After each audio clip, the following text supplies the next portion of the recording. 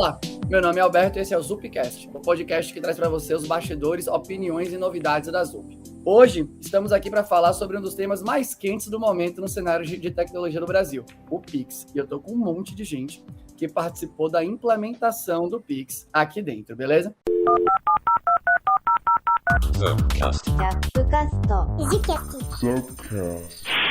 Eu vou começar por Bruno Moreira, que trabalha aqui na Zup. Bruno, seja muito bem-vindo.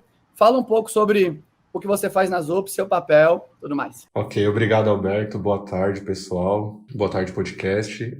Eu sou o Bruno Moreira, estou na Zup há 3 anos. Hoje eu estou atuando aqui como Tech Lead, né, mas no início do projeto do Pix eu estava atuando como Dev. Eu estava como Dev especialista no time. A gente também está aqui, né, com Maria Egger, mas aqui em São Paulo a gente falaria Egger, beleza? Maria, conta um pouco pra gente o que você faz aqui na Zup, né, qual é o seu papel e tudo mais. Fala, Alberto, tudo bom? Fala, galera. Então, eu sou QA aqui na Zup, vai fazer 3 anos aí, e como QA eu já atuo há uns 7 anos. E estava como QA até pleno, mas a bagagem que deu pra gente esse projeto aí, já tô sênior, então, tipo, parece que faz muitos anos, inclusive, que tô por aqui. Também estamos aqui com o Rodrigo Pedroso dos Santos, que trabalha no Itaú. Opa, fala aí, Alberto. Bom, pessoal, bom dia, boa tarde, boa noite aí. Não sei que hora vocês estão ouvindo esse podcast. Eu sou gerente de engenharia de software. Eu trabalho no Itaú aí desde o início de 19, trabalho com Pix desde o finalzinho de 19. A gente tocou o projeto aí desde o comecinho, né, quando o Bacen começou as agendas ali regulatórias, até a implementação dele ali, o início da rodada em novembro de 20. A gente também está aqui com o Alexandre Cadima Leal, que também trabalha no Itaú. Alexandre, fala um pouco para a gente do seu papel no Itaú. Oi, pessoal, tudo bem? Obrigado, Alberto, pelo convite. Eu estou aqui no Itaú já há 9 anos, passei por algumas áreas e atualmente eu estou como especialista de desenvolvimento de software na comunidade de pagamentos, junto com o Pedroso, e estou desde o início no desenvolvimento do Pix aqui, desde a concepção até a implantação. E para fechar, o time aqui que trabalhou no Pix, a gente também está aqui com o Marcos Cavagnoli. Tudo bem, pessoal? Obrigado aqui pelo convite, tá? Aqui para o Zupcast. Então, eu estou no Itaú, eu completei 2 anos agora em dezembro, tá? Dia 1º de dezembro. Eu estou aqui responsável pelas áreas de cash, né? Que a gente chama aqui de cash. É praticamente o que é pagamentos não cartão, né? Sem ser os card rails. Para a parte de BBA, EMPs, agora veio pessoa física também. Também eu tenho aqui o projeto do Pix, né? Que a gente vai falar aqui hoje, um assunto que eu gosto muito, o Open Finance, o Bank as a Service, uma série de coisas aí de novos negócios, então bastante coisa aqui para a gente conversar. Tô louco, Marcos. Quer dizer que tudo que eu uso no banco tem a sua mão. Não, eu tenho uma coisa aqui com a Zup em 10 frentes aqui. Agora tá claro aqui. Então, galera, vamos começar aqui oficialmente o papo, né? Então, a gente vai falar sobre o Pix. Obviamente, né? Acho que todo mundo reconhece aí que o Pix chegou e caiu no gosto popular. Todo mundo manda Pix pra lá, manda Pix pra cá e paga no Pix e sai sem carteira. E aí, fica chateado que já aconteceu comigo, né? Eu já saí sem carteira e falei, putz, tenho que comprar o negócio. Aceita Pix? Aceita. Pau na máquina. Vai lá e paga fazendo a transferência.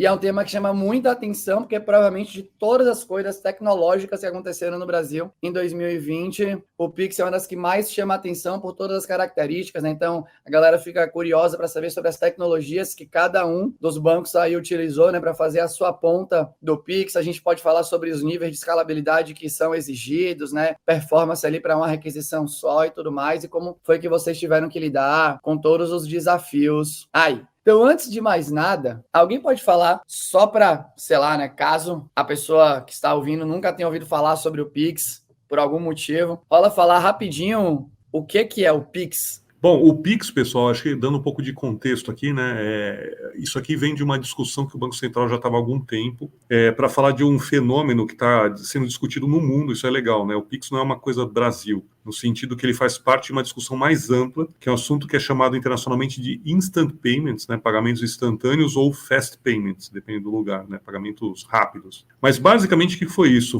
É uma discussão, né, sobre novos meios de liquidação financeira, né, de pagamento, que começaram a serem discutidos aí basicamente coisas de 4, talvez no máximo 5 anos atrás, né? E alguns países começaram a se mover, começaram a implementar esses sistemas.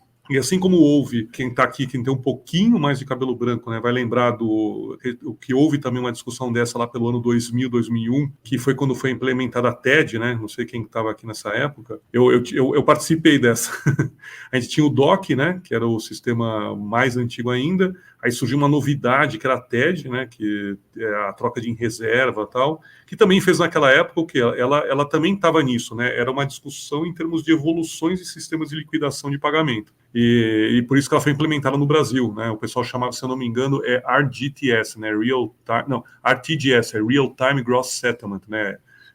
Liquidação em tempo real por valor bruto. Então, assim, você começou a ter essas discussões em novos sistemas de liquidação, e aí a gente implementou a TED no Brasil. O que aconteceu com o Pix foi mais ou menos isso, né? Obviamente, tecnologia anda. Estamos falando aí de, né, a última grande mudança que teve, então, foi o ano 2001, com a TED, e, poxa, começou a se discutir outras, né, tecnologias e começaram a aparecer para realmente você ter aqui uma questão de liquidação instantânea, né, ou em poucos segundos, sendo que a TED já era uma evolução em cima do DOC, né, ou coisas parecidas com a TED internacionalmente. E o Banco Central, sempre muito atento, né, o nosso regulador tem esse perfil, ele é muito atento a movimentos internacionais. Isso é importante, tá, porque reduz o risco sistêmico do país, então tem um porquê, né, não é fazer por fazer, é fazer porque tem um objetivo aqui. Ficou atento com isso, viu o movimento global e falou, poxa, a gente precisa sair junto aqui com o movimento de mercado, tá? Então, acho que é legal dar esse contexto do Pix, né, como ele se enquadra aí no todo. E aí, o que aconteceu? O Pix, então, dado esse contexto, né, ele começou a ser trabalhado há alguns anos,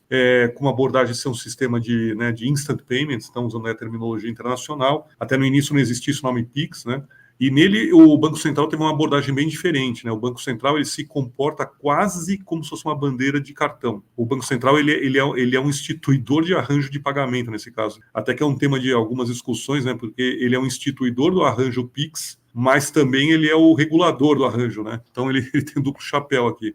E basicamente é um arranjo de pagamento. Por quê? Porque ele envolve tanto a parte de recebimento quanto pagamento, né? Ele envolve todos os lados. Uma plataforma, né, de controle de chaves aí que vocês conhecem bem, de posse do Banco Central. Então ele tem uma parte da tecnologia, né, da infraestrutura que é centralizada. Em cima disso, uma camada que os bancos ali, as empresas podem ir criando uma série de produtos, né? E que ele vai soltando. Então vai desde coisas assim, funcionalidades mais específicas até coisas que têm um impacto maior em termos de volumetria, como, por exemplo, o Pix indireto, né, que possibilita outras empresas estarem emitindo Pix. Então, assim, só dando esse arcabouço aqui de largada, e daí a gente pode falar um pouquinho sobre as diversas facetas aí do Pix, né, mas a gente sempre fala, ele não é um sistema, o Pix, ele não é um sistema de pagamento, não sei assim, não é uma transferência, ele é uma nova infraestrutura de liquidação financeira, né, para pagamento. Então, ele começa com features hoje que vão ser cada vez mais incrementados ao longo do tempo, a gente pode conversar um pouco sobre isso aí também. Legal demais, acho que foi uma ótima explicação, né? E esse quê de integração, para mim, fica muito claro. Teve um dia que eu estava na farmácia, eu paguei com o Pix e apareceu na tela lá do sistema que o Pix tinha caído na conta, né? Ou algo do gênero. Então, claramente, ali alguém consumiu alguma API para buscar aquele dado e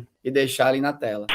Para quem tá ouvindo, né? Eu, quando tô de host, galera, a gente sempre tem um roteiro e eu sigo o roteiro, tá, gente? Então, para não falar grandes besteiras aqui, né? Na hora das perguntas. Eu só vou inverter aqui um tema que, depois aqui nessa parte de introdutória, já era para a gente falar das tecnologias. Mas logo embaixo tem um lance aqui, né, para a gente comentar sobre toda a utilização da estrutura de cloud para hostear as aplicações envolvidas no Pix. E eu acho que esse é um tema muito interessante, que pelo menos até onde eu entendo, né, as transações ali, TED, DOCs, para dar conta de todo o volume, necessidade de escalabilidade e coisa do gênero, pelo menos classicamente, boa parte dessas execuções rodavam em mainframe, enfim, né, tudo on-premise ali, e me parece que o Pix trouxe um pouco disso, né, de as coisas rodam nas nuvens e aí utiliza essa infraestrutura de cloud, mas ao mesmo tempo eu entendo que deve ter N requisitos de segurança nessas redes que são criadas lá no cloud, né, para conseguir hostear uma aplicação desse porte.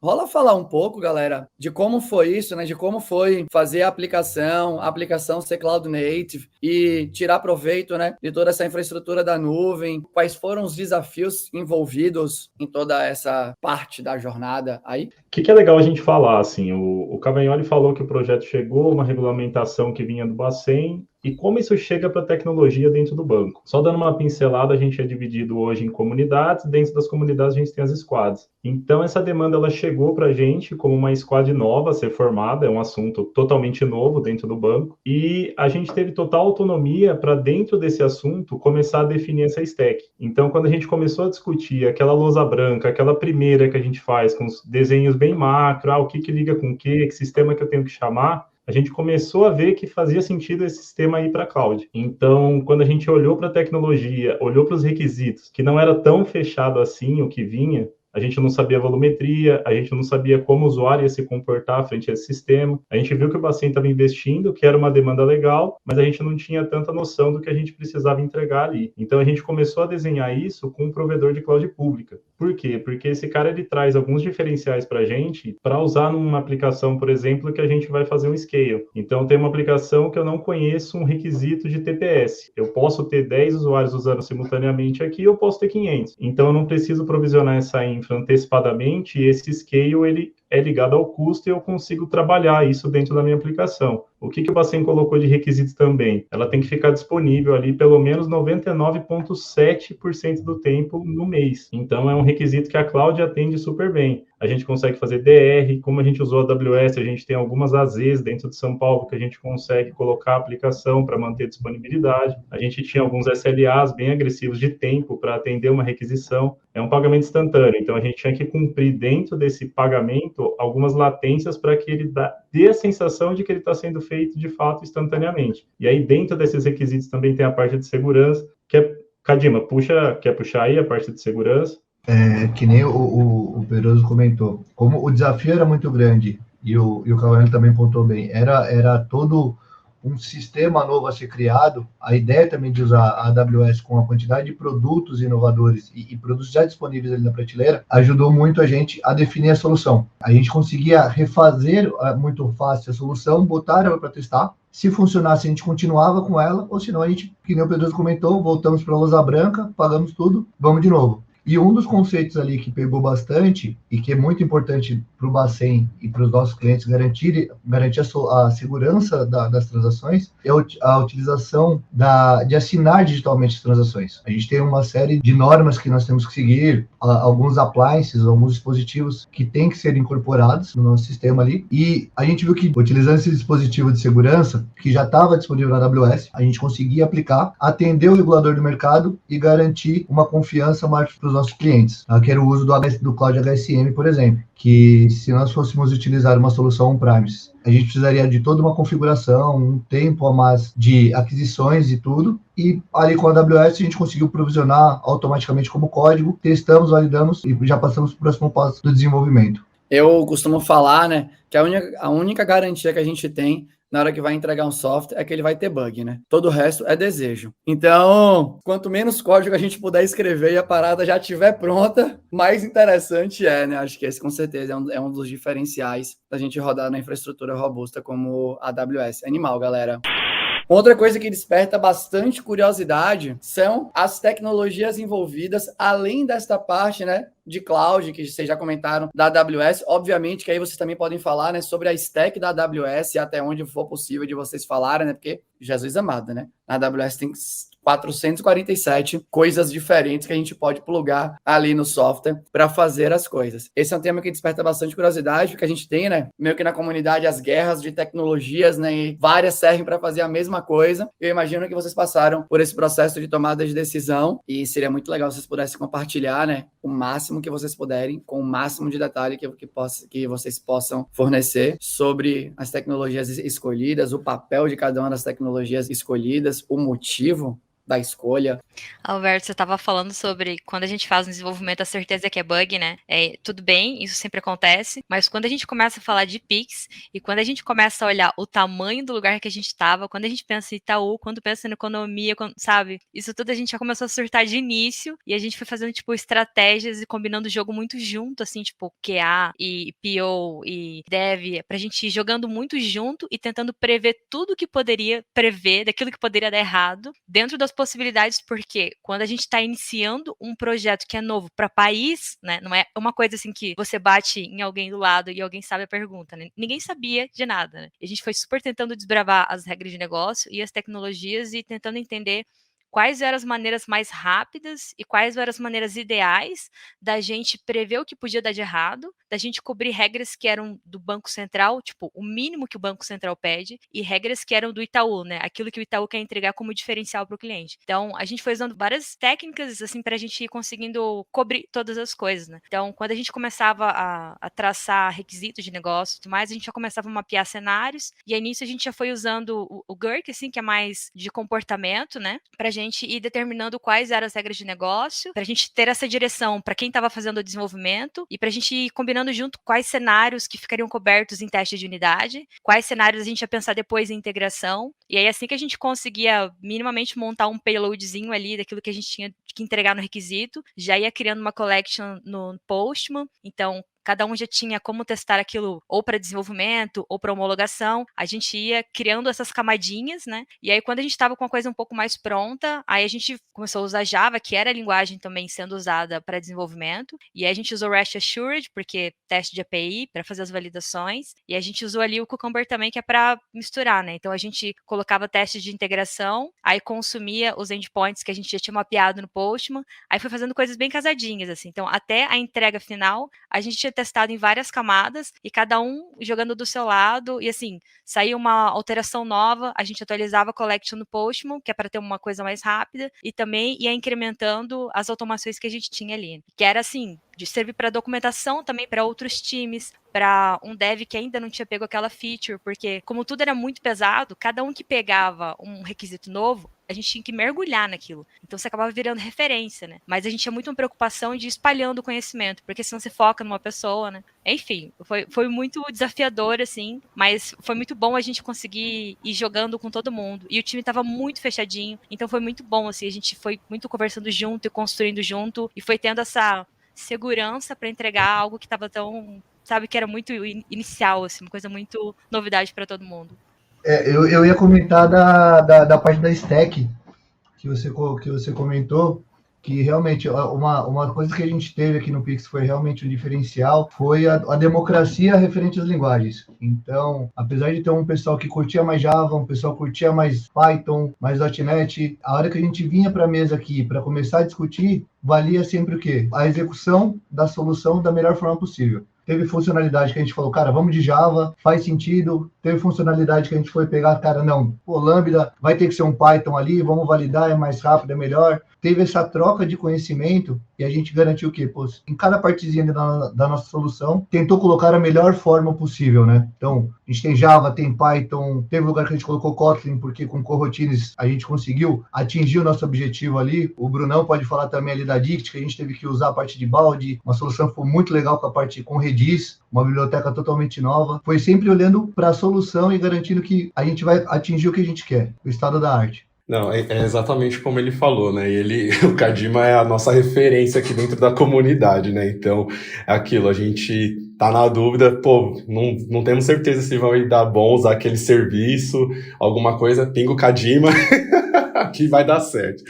E o Kadima sempre apoiou a gente, né, nessas decisões, fazer POC. A gente, como a Maria bem começou ali, né, falou sobre o início do projeto também, foi muito desafiador, né, para a parte dos devs também, porque a gente, assim, para todo mundo, na verdade. O time era novo, então, assim, o contexto, né, do negócio era novo e era novidade para boa parte do time, a relação de AWS também. Então, assim, a gente pegou muita coisa, né, se a gente olhar um ano para trás, tipo, a gente pode falar, nossa, isso tudo era mato. Tipo, mudou muita coisa, desde a parte de tecnologia, como as coisas estão integradas, o que o banco já homologou para a gente usar aqui dentro, que também isso é muito importante, né? Que nem tudo a gente consegue utilizar logo de cara. Primeiro o banco testa para validar se aquele serviço é confiável, né? Se está pronto para usar ou não, para a solução que a gente gostaria de implementar. A gente pode falar para eles, testa esse daqui, vê se faz sentido, que a gente gostaria de testar, e eles vão lá e fazem os testes deles, se fizer sentido eles habilitam para a gente conseguir começar a usar. E assim, a gente já mesclou fila com SQS, aí tem SNS, aqui tem uma porrada de serviço da AWS que a gente utiliza para diferentes formas, para resolver vários tipos de problemas diferentes. A gente começou no modelo que era bate no bacen, retorna, beleza. E hoje a gente já olha tudo sempre pensando em custo, olhando para resiliência, performance, né? Sempre é desenhado dessa forma, só que hoje a nossa solução é muito mais robusta porque as soluções já nascem com isso por padrão, né? A gente já pensa, ó, beleza, aqui entre uma peça e outra, vamos colocar já aqui uma fila, por exemplo. Beleza, a solução já nasce isso. Antes a gente, deu pau aqui, a gente não sabe como resolver. Vamos tentar colocar uma fila, ou testar, colocar uma peça nova para processar de uma forma diferente. E é assim, a nuvem, né, a AWS permite isso pra gente, da gente testar rápido, aí valida com um serviço, não faz muito sentido, vamos testar com outro. Então, assim, realmente, para quem é dev, é um parque de diversões e gosta de codar, né? Aqui é um parque de diversões, pra gente ficar brincando aí com o serviço, é bem bacana.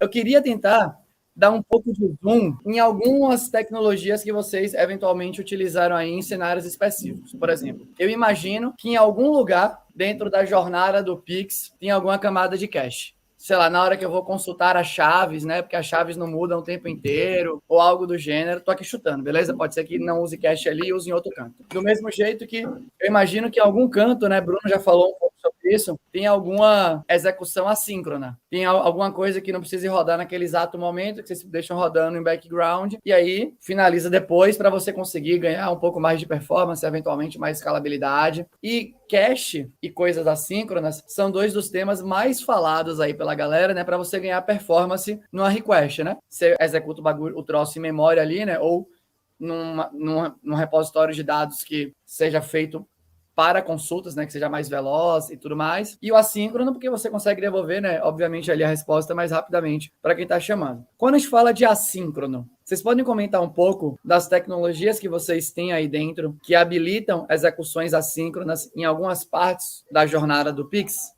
Bom ponto aí, Alberto. Realmente, a parte assíncrona fez diferença na nossa solução. Quando chega uma transferência para a gente fazer de Pix, a gente tem alguns sistemas dentro do banco que a gente precisa integrar. Então, eu preciso validar se aquela pessoa realmente é dona daquela conta, se não é um caso de fraude. Eu preciso validar N sistemas aqui, então eu faço isso numa arquitetura orientada a evento. Toda essa arquitetura, ela vai reagir a um evento que eu começo a disparar quando eu recebo um pedido de uma requisição. Então, eu começo a soltar isso dentro do sistema. Eu uso basicamente ali SQS para falar entre microserviços e controlo isso com Kafka com alguns sistemas. Além de eu poder fazer um paralelo com alguma requisição via API REST, que aí eu controlo no sistema core aqui, que é o chamador. Então, para o canal, a gente pode fazer um Fire and Forget. Tem canais que estão fazendo isso hoje. Então, ele dispara uma requisição, a gente faz todas as chamadas e as integrações e coloca essa resposta num evento do Kafka para ele consumir, ou dá a possibilidade de fazer um callback para ele. Isso a gente usa bastante com os clientes indiretos que interagem com a nossa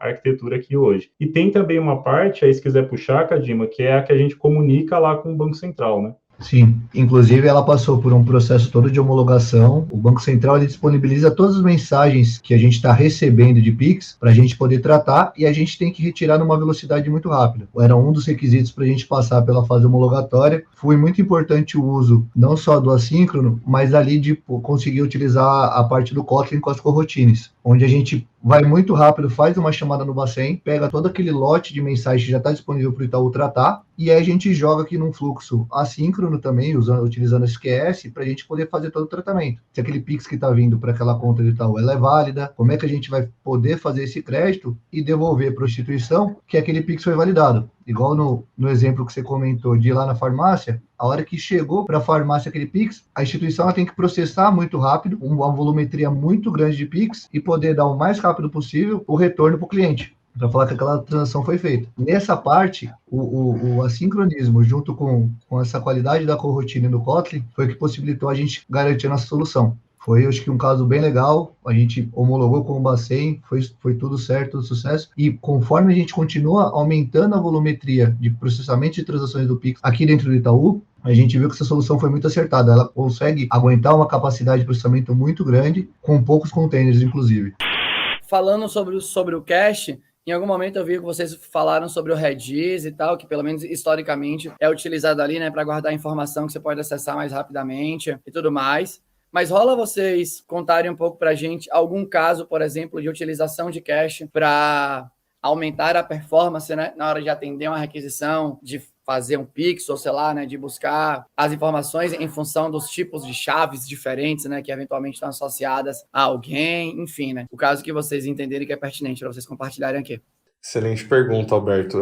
A gente usa o cache aqui hoje principalmente para fazer o controle de requisições, né, para evitar varredura. Isso daí é uma recomendação do próprio Bacen, né, isso daí tem nos manuais deles, né, de como utilizar o Pix. Então a gente aqui como provedor, né, tanto para os indiretos quanto para o próprio Itaú, a gente precisa disponibilizar uma solução que controla a quantidade de requisição que um usuário consegue fazer. Por quê? Ele pode, por exemplo, ficar iniciando vários pedidos de Pix, né? Fazendo aquela iniciação de pagamento para tentar fazer um Pix, só para ficar varrendo a base de dados, né? Consultando diversos serviços. Pode ter um script, né? Um robô que fique fazendo isso.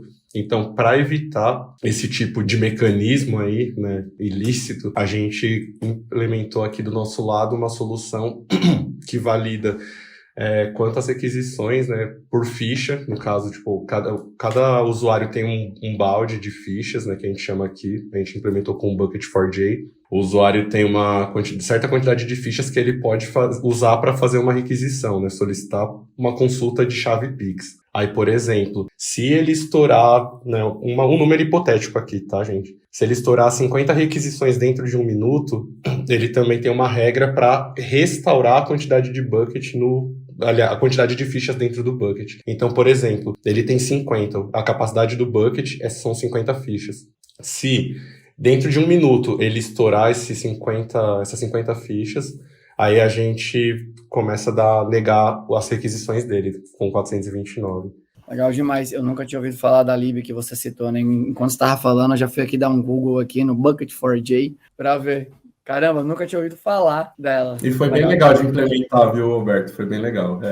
É interessante. Aí a gente colocou um Redis ali. A gente teve alguns desafios também com o Redis, né, o Kadima. Foi. A gente teve uns probleminhas, entendeu? Mas é desafio, né? É desafio. E isso daí é o melhor que a gente descobre, já vai resolver ali rapidão. Mas é o desafio que a gente vê, tipo, às vezes tem uma implementação que não tá 100%, ou um cenário que a gente não pensou.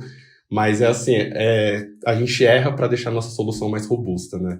E o que o Bruno tá falando é total verdade. É realmente o fail fast ali na prática, né? Poxa, pegamos essa biblioteca, estudamos, vamos precisar de um Redis assim, assado. Cara, rapidão, coloca no CloudFormation, vamos subir, tá pronto, vamos testar. Pô, funcionou em dev, homologação pode ser que caiu alguma coisa, não tá com resiliência, volta rapidinho, ajusta. É o fail fast realmente ali na prática, né, Bruno?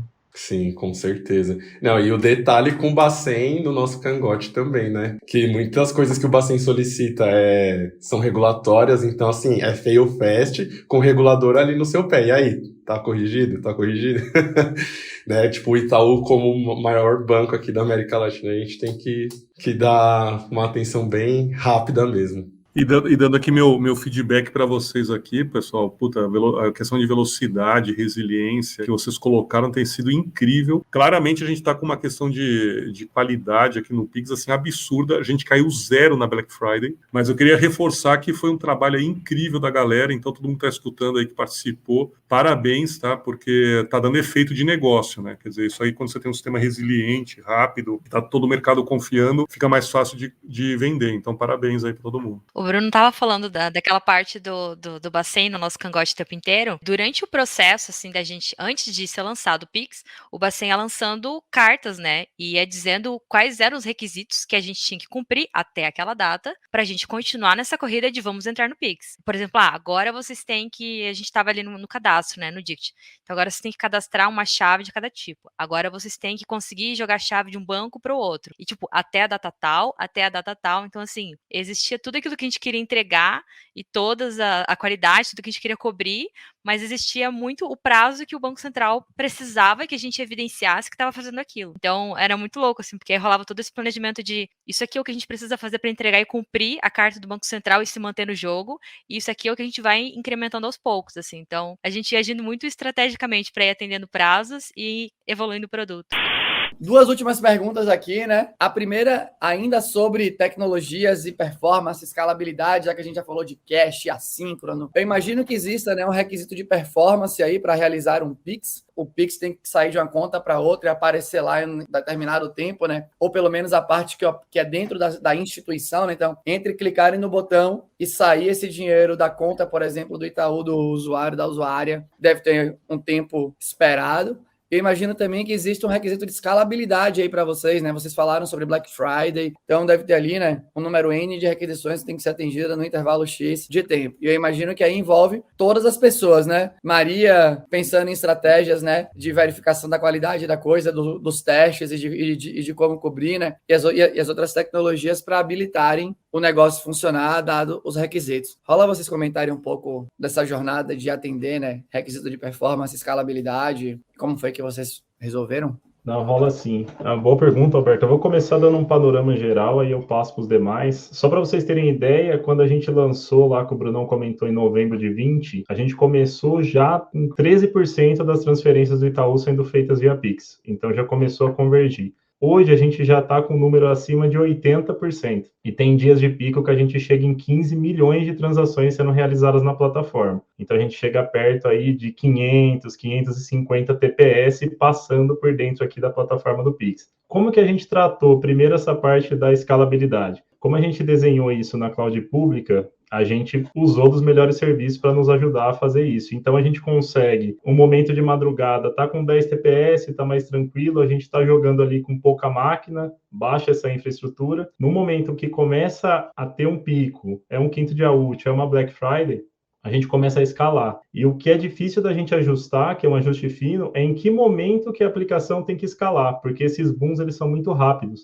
Então, de repente, eu estou ali com 15, 20 TPS, chega uma promoção do iFood, 100 TPS. Às vezes não dava tempo de escalar. Então, foi pouco a pouco a gente entendendo a nossa aplicação, a velocidade que a gente precisava pôr máquina para jogo, que a gente foi acertando e refinando. Já tem um tempo que a gente não tem nenhum problema de escala dentro da aplicação do Pix. Então, a gente foi medindo. Faz sentido aqui escalar pelo quê? Processador, memória, quantidade de mensagens na fila, volume de requisição, e a gente foi ajustando isso. E aí, quando eu passo isso para a parte de tempo, eu tenho que atender esse volume de requisições baixo ou alto e, no máximo, 10 segundos para terminar uma transação de ponta a ponta. Então, além de eu ter esse volume todo, que aí é legal de falar que quando você faz uma coisa no Itaú, é legal porque você vê o uso. Então, você vê 15 milhões de transações passando na plataforma, é um volume gigantesco. Então, você tem que atender isso, tanto com TPS alto, quanto com tempo de no máximo 10 segundos para fechar uma transação no seu P99, que é o pior tempo ali, foi um desafio muito grande. Aí, pessoal, se quiserem puxar mais aí... E o Bacen é bastante exigente, né, quanto a esses pontos de acordo de nível de serviço, né, os ANS que a gente tem aqui. Então, a gente tem 99s bastante agressivos, assim como o Pedroso comentou. Então, a gente tem que estar sempre, a todo momento, olhando para esse tipo de configuração aqui, né, escalabilidade e garantir a performance que o Bacen mesmo, né, o próprio regulador determina. Os problemas que a gente já teve, né, ou que podem acontecer são pontuais, né, quando uma volumetria inesperada ali, mas no geral a gente aqui é bem tranquilo quanto a isso, né? Tá bem provisionado nessa parte, né? E a nuvem ajuda bastante nesse ponto, que onde a gente não sabe como provisionar, fica no on demand ali e ele mesmo se resolve, né? Mas aí a gente vai refinando, como o Pedroso falou, conforme vai passando o tempo, a gente vai ganhando maturidade do que aquele sistema, né? Aquele fluxo ali precisa escalar, tá? De que forma, né? E como o Pedroso comentou, memória, CPU, mensagens na fila, aí a gente vê qual que é a métrica mais adequada e isso que é o mais legal. Não existe bala de prata. Aqui não tem bala de prata. Tipo, cada solução é não vou dizer única, mas é customizada, né? Cada lugar a gente customiza de uma forma para garantir a eficiência. E nessa parte de tanto escalabilidade e performance, o uso dos serviços gerenciados ali que a gente conseguiu com a AWS também, de produtos muito fortes e resilientes ali, também garantiu uma tranquilidade ali pra gente, né? Então, poxa, o que o Pedroso e o Bruno comentaram, de usar um SQS, de usar um Dynamo, a gente já tá chegando já passamos, inclusive, da marca de bilhões de transações nesse 1 ano de Pix aqui, e ter a garantia de que todos esses produtos estão suportando, estão com uma latência, uma velocidade que a gente precisa, até por causa da Black Friday ali que o Cavagnoli deu boas notícias ali que reflete direto na qualidade, na satisfação do cliente.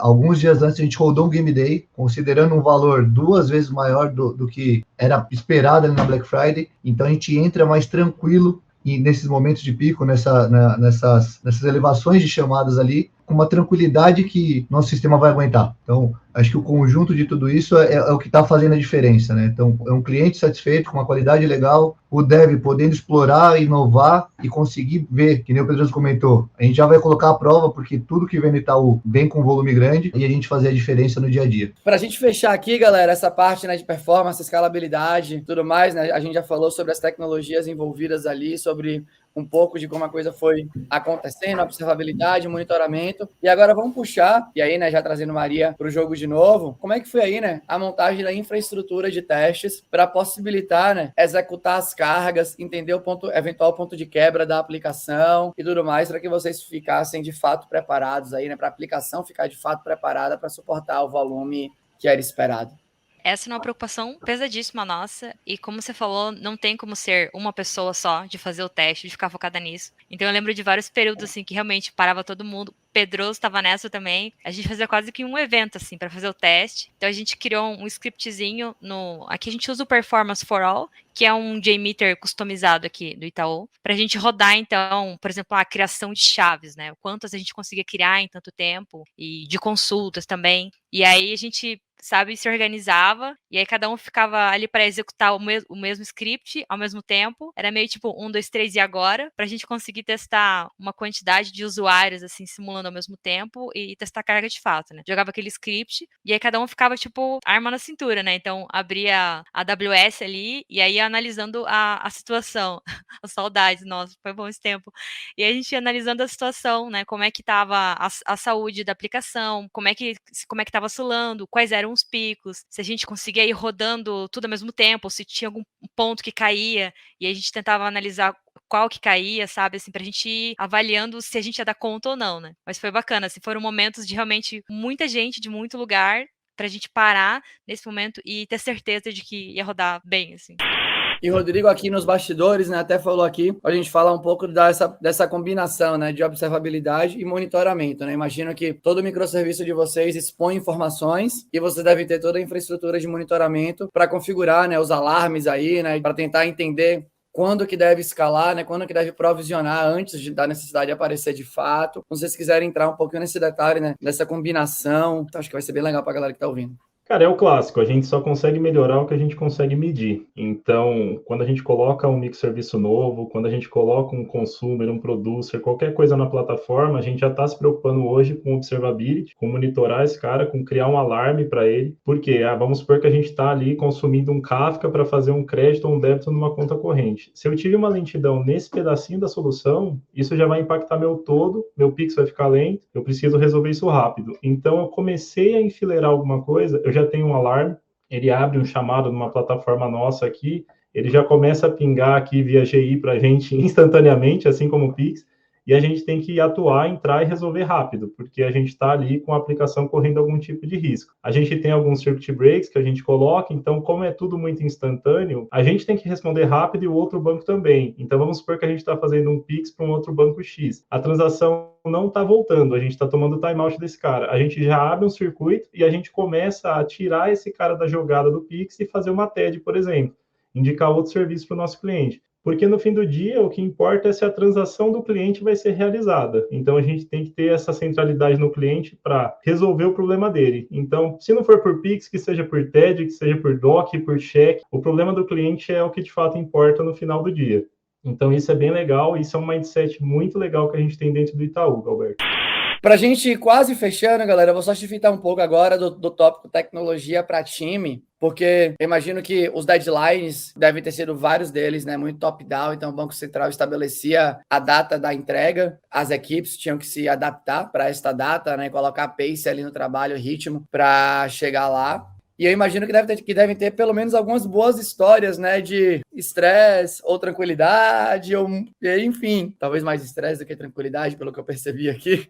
Mas rola vocês contarem pra gente um pouco da organização dos times e de todo o trabalho, acho que mental mesmo, né? Para suportar um deadline não negociável. Então, tipo assim, aqui perdeu, azedou o mingau, só vai ter oportunidade daqui a X tempo. Então, imagino que vocês devem ter feito algum tipo de trabalho para, enfim, né? Tentar suportar, talvez, essa pressão ou algo do gênero. Rola compartilhar um pouco aqui com quem tá ouvindo, como vocês lidaram com isso? Para mim teve uma perspectiva muito específica, assim, né? Porque QA normalmente tem um processo, um papel muito específico no time, né? De acompanhar a qualidade da entrega do requisito. Mas eu penso QA muito como alguém que consegue jogar em vários pontos, assim. Então teve algum momento em que o time tinha que fazer as entregas, mas também tinha que atender, tipo, dúvidas e acessos de outras siglas, né? Outras integrações com o nosso produto ali, com o Dict. E aí eu falei, gente, vamos construir alguma coisa, tipo, que consiga alimentar os outros times também. Então, a gente começou a investir em outras documentações para a gente conseguir dar suporte de outros times. A gente entendeu, assim, que além das entregas, a gente precisava se organizar para como a gente ia aproveitar a comunicação, sabe? Porque acontecia muito de sermos acionados muito o tempo inteiro e o que acabava pesando na sprint, mas a gente não percebia, né? E a gente foi se organizando, tipo, documentações para a gente não ter que replicar uma informação, tipo, a mesma informação em vários times, né? Então a gente marcava muita reunião, sabe? Tipo, alguém puxava uma dúvida, beleza, eu tenho mais umas 3 ou 4 pessoas de times diferentes que estão com essa reunião. Aí a gente se organizava para todo mundo trocar ideia sobre aquilo. E a gente foi jogando de maneiras diferentes para a gente conseguir e pelo menos dar uma respirada a mais, assim. Mas eu lembro de alguns momentos da gente estar muito atribulado e de falar, gente, eu sei que a gente tem muita expectativa de fazer essa entrega, assim, com excelência, de todo dia a gente acabar num ponto, eu estou entregando a coisa mais incrível da melhor maneira, mas vai ter dias que a gente não vai conseguir fazer, tipo, a melhor entrega. A gente vai conseguir entregar. Então, você tem que organizar, assim, a tua estação de rádio para, tipo, sobreviver esse dia, sabe?